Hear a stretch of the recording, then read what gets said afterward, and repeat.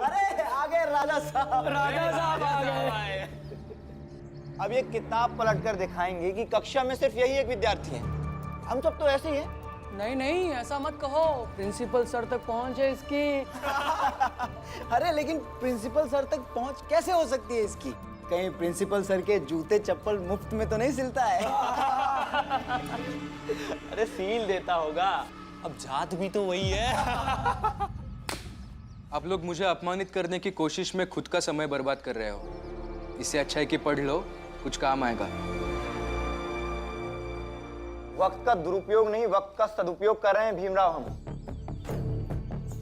जिन लोगों को उनकी हैसियत नहीं पता, उन्हें उनकी हैसियत बता देनी चाहिए।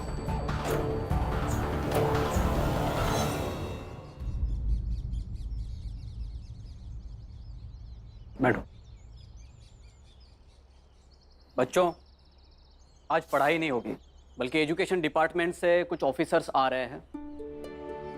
तो हमारे कॉलेज के 11वीं और 12वीं कक्षा के कुछ छात्र उनका स्वागत करेंगे। उसके बाद वो लोग इन छात्रों से पढ़ाई लिखाई के बारे में सवाल जवाब करेंगे। तो मैं कुछ विद्यार्थियों को चुनता हूं जो उनके सवालों के जवाब दे सके। अब मैं जिनका नाम लेता हूं वो अलग आकर खड़े हो जाएं।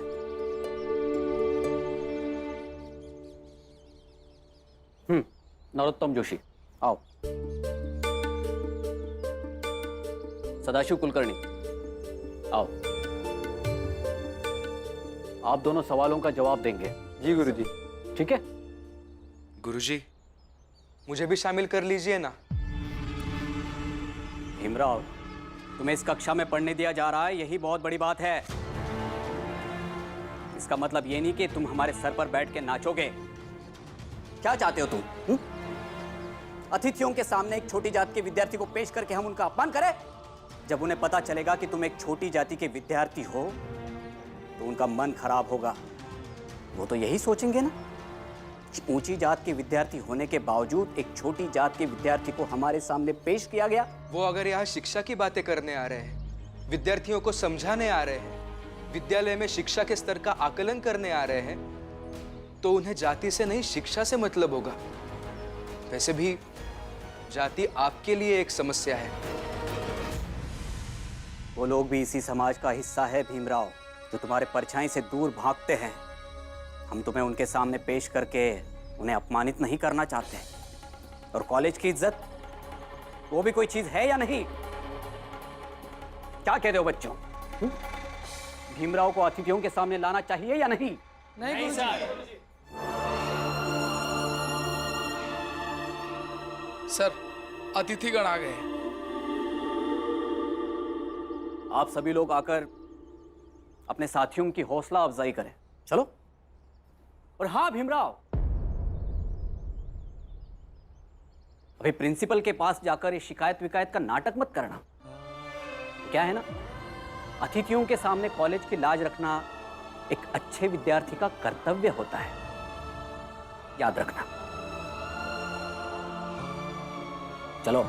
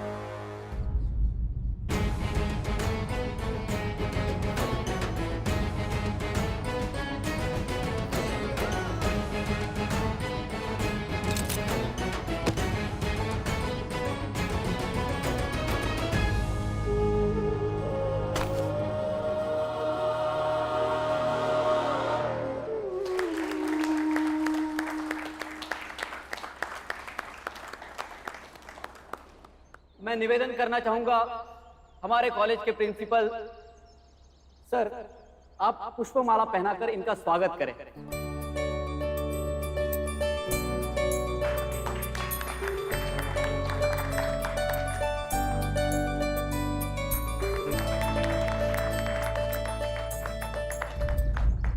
माननीय अतिथिगण, हमारे सारे छात्र मेधावी हैं, किंतु सबकी परीक्षा ली जाए ये तो संभव नहीं है। इसलिए उन सब में से जो बेहतर है वो चुनकर आपके समक्ष है। ये है नरोत्तम जोशी, सदाशिव कुलकर्णी, देशराम पाटिल और मनोहर शास्त्री।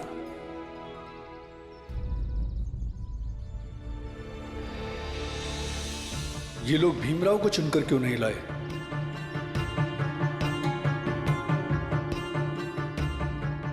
आप इनसे जो चाहे सवाल पूछ सकते हैं।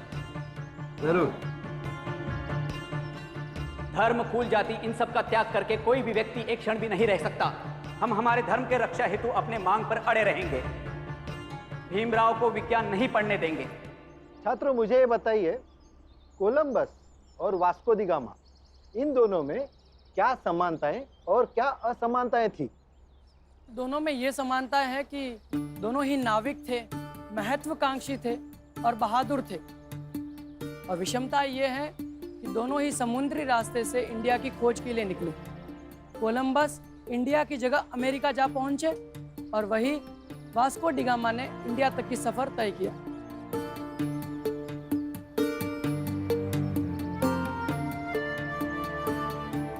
तुम्हें इन दोनों में सिर्फ इतनी ही विषमताएं नजर आ रही हैं?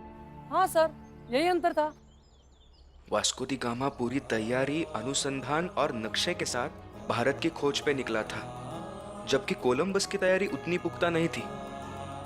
तो इन दोनों में सबसे बड़ी विषमता काम के प्रति उनके नजरिए की थी। नजरिया, नजरिया बहुत मायने रखता है। तुम्हें इतिहास की सूचनाएं तो याद है, लेकिन इन सूचनाओं से मिलने वाली जो सीख है वो चीज तुम्हें नहीं पता।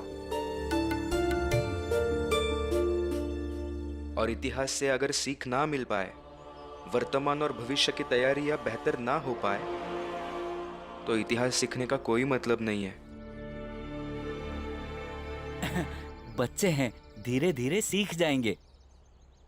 अच्छा, ये बताइए कि आर्किमिडीज का सिद्धांत क्या कहता है? अरे नरोत्तम जोशी, बताओ। आर्किमिडीज का सिद्धांत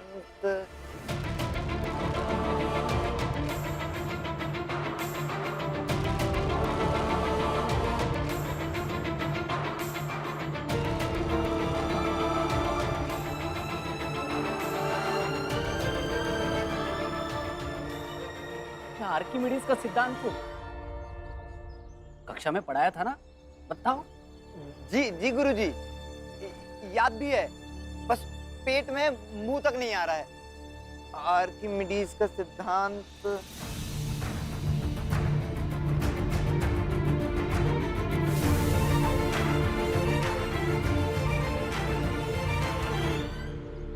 नरोत्तम बेटा, आराम से सोच के बताओ। आर्किमिडीज, हाँ सर, याद आ गया। यही कि कोई डूब जाता है, कोई तैर जाता है। क्या डूब जाता है, क्या तैर जाता है? लकड़ी तैर जाती है और आप, हम, लोहा, पत्थर, ये सब डूब जाता है। लेकिन लोहे का जहाज पानी में तैरता रहता है, और मनुष्य भी जब तैरना सीख जाता है तो पानी में तैर सकता है, वो तो नहीं डूबता। सर, लोहे के जहाज को पानी में उतारने से पहले उसकी पूजा की जाती है, ईश्वर का आशीर्वाद लिया जाता है। और सर, ईश्वर के आशीर्वाद से तो पत्थर भी तैरने लगते हैं।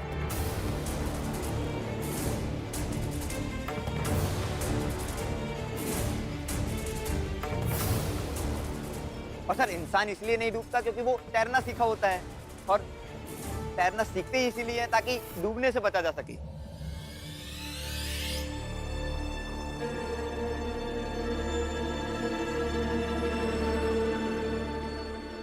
आज पद्माकर के शिष्यों ने हम सबकी नाक कटा दी। आर्किमिडीज का सिद्धांत क्या यही है? हाँ सर, ऐसा ही कुछ है डूबने और तैरने के बारे में। हमें खेद है, यहाँ की पढ़ाई व्यवस्था से हम बिल्कुल संतुष्ट नहीं है। आपके किसी भी छात्र को कुछ भी नहीं आता, और अगर आपके क्लास के सबसे अच्छे स्टूडेंट हैं, तो यहाँ की शिक्षण व्यवस्था यहाँ के शिक्षकों की अवस्था और इस कॉलेज की पूरी व्यवस्था पर सवाल या निशान लगता है।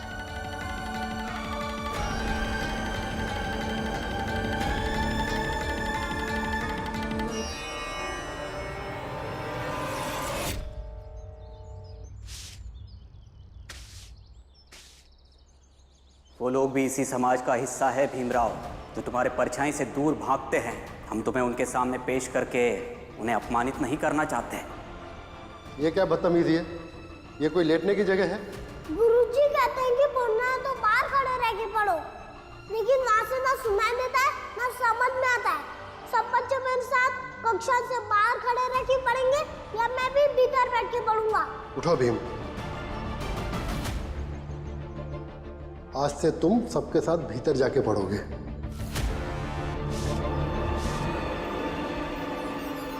काका, थोड़ी देर के लिए ये आप रखिए और झाड़ू मुझे दीजिए ना। अरे तुम पढ़ाई कर लो ना, मैं झाड़ू लगा दूंगा। नहीं काका, मेरा जरूरी काम है, दीजिए। धन्यवाद। अरे क्या कर रहे हो? हमारा इस कॉलेज का दौरा संतोषजनक नहीं रहा। क्या पढ़ाते हैं आप?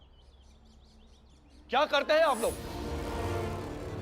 अगर इस तरह की शिक्षा व्यवस्था रही तो हम लोग एडमिनिस्ट्रेशन को कड़ी से कड़ी रिपोर्ट सौंपेंगे। चलिए। जब किसी वस्तु को किसी भी द्रव में पूरी या आंशिक रूप से डुबोया जाता है तो उसके भार में कमी का आभास होता है। भार की ये कमी वस्तु द्वारा हटाए गए द्रव के भार के बराबर होती है, जिसमें वस्तु पर नीचे से ऊपर की तरफ एक बल लगाया जाता है जिसे उत्प्लावन बल कहा जाता है, जो वस्तु द्वारा हटाई गई द्रव के भार के बराबर होता है। इसी कारण कोई भी वस्तु पानी पर तैरती है। तो सर, इसका मतलब यह हुआ जो वस्तु अपने भार से अधिक पानी हटाने की क्षमता रखती है वो पानी में नहीं डूबेगी। अरे तुम तो झाड़ू करने वाले लगते हो, तुम्हें यह सब कैसे पता? सर, पद्माकर गुरुजी जब ये पढ़ा रहे थे तब मैं कक्षा के बाहर झाड़ू लगा रहा था, लेकिन वो इतना अच्छे से पढ़ा रहे थे कि मुझे सब याद हो गया। सर, इस कॉलेज में सभी शिक्षक अपने अपने विषय को अच्छी तरह से पढ़ाते हैं। इस कॉलेज में पढ़ाई बहुत अच्छे से चलती है सर। यहाँ के सभी शिक्षक बहुत अच्छे हैं। अरे वाह, तुम तो बड़े मेधावी हो। तुम्हें बाहर खड़े होकर नहीं पढ़ना चाहिए, तुम्हें तो कक्षा के अंदर बैठ के पढ़ना चाहिए। क्यों? इनके पढ़ाई की व्यवस्था कीजिए,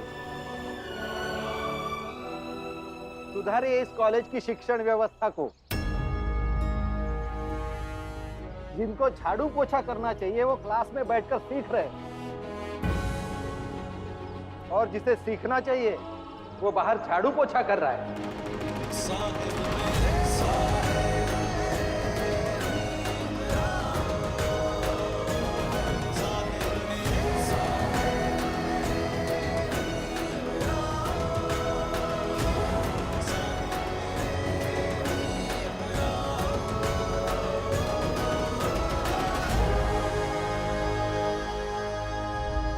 राम जी जल्दी चलो, वो पुलिस स्टेशन में शिकायत दर्ज करानी है।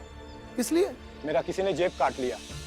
मुझे पहले ये बताओ कि जेब कहाँ काटनी है, क्योंकि उसी इलाके के थाने में शिकायत दर्ज करनी होगी। वो मैं माटुंगा रेलवे स्टेशन पे वड़ा पाव खा रहा था, किसी ने जेब काट ली।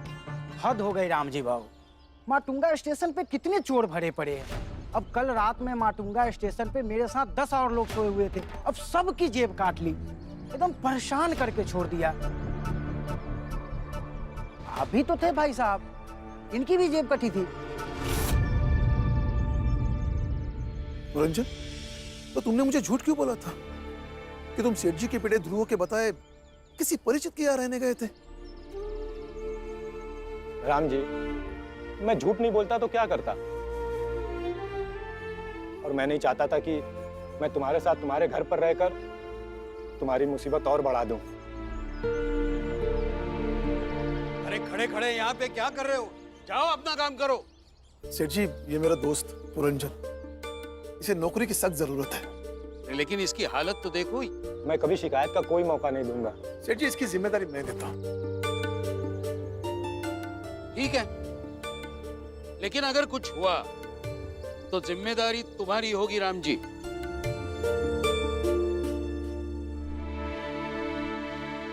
क्षमा करें कि मैं सफाई कर्मी बनकर उन लोगों के सामने गया, क्योंकि मुझे कहा गया था कि मैं छोटी जाति का हूं और मेरा कॉलेज के छात्र के रूप में उनके सामने प्रस्तुत होना उनका अपमान होगा और कॉलेज की छवि भी खराब होगी। मैं इसलिए सफाई कर्मचारी के रूप में गया क्योंकि सफाई कर्मचारी तो छोटी जाति के ही होते हैं।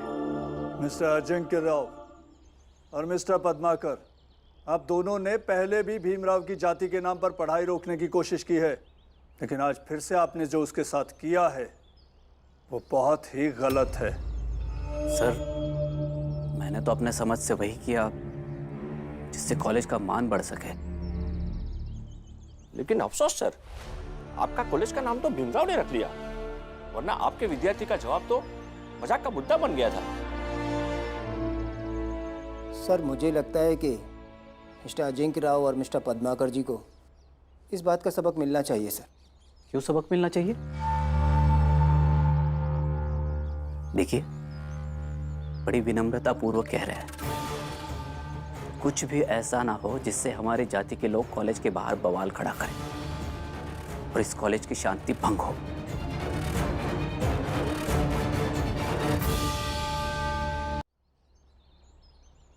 ये तो सरेआम धमकी दे रहे हैं। धमकी नहीं है सर, जाति का दम्भ है। इन्हें शिक्षक होने का गुरूर नहीं है, इन्हें अपनी ऊंची जाति के होने का घमंड है। हाँ, तो घमंड करने के लिए भी श्रेष्ठ होना चाहिए, और हम जन से श्रेष्ठ हैं। माफ कीजिए सर।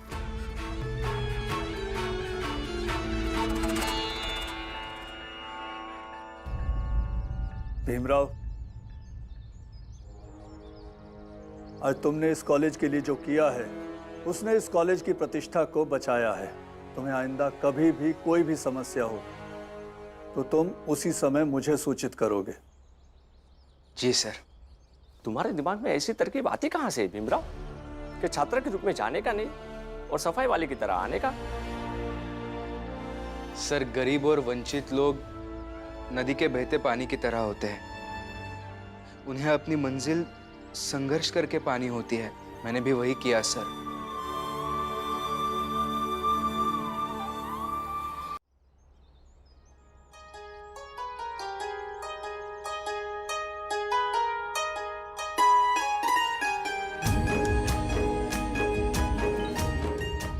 जब वो खुश रहता है तो कितने अच्छे लगते हैं, नजर ना लगे उन्हें।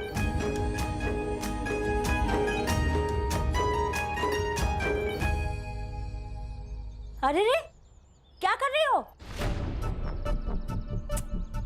क्या हुआ? 3-3 रोटियां खाओगी? घर खर्चा कैसे चलेगा? एक से काम चलाओ। लेकिन एक रोटी से तो मेरा पेट नहीं भरेगा। तो भूखी रहो, मैं क्या करूं? आई, मेरा जूता तो कोई खाएगा नहीं, फेंकेंगे ही ना। दे दीजिए ना, खा लूंगी। फेंकूंगी नहीं, रख दूंगी। एक अभी खा लो, एक रात को खाना और एक कल सुबह खा लेना। खा लूंगी।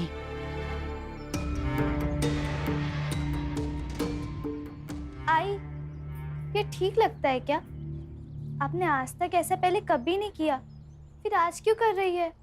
ताकि वो रमा उस भीम को जाकर ये बता सके कि घर में उसके साथ ऐसा व्यवहार हो रहा है, और वो भीम उस रमा को लेकर कहीं दूर निकल जाए और हम लोगों का जीवन थोड़ा आसान हो जाए, ताकि तुम्हारे पेट में ये जो बच्चा पल रहा है ना, उसका आने वाला कल सुरक्षित हो पाए। तुम ये चाहती हो क्या कि तुम्हारे बच्चे के लिए आने वाली दूध की जगह उस भीमराव की किताबें खरीद कर इस घर में लाए जाए? तो फिर मेरे जैसा सोचना होगा। लेकिन आई, अगर रमा ने भीमराव या बाबा से कह दिया तो क्या बवाल हो जाएगा? हो जाने दो बवाल। वैसे भी इस घर में जब बवाल होता है तब चीजें सुधर भी जाती है। तुम चिंता मत करो।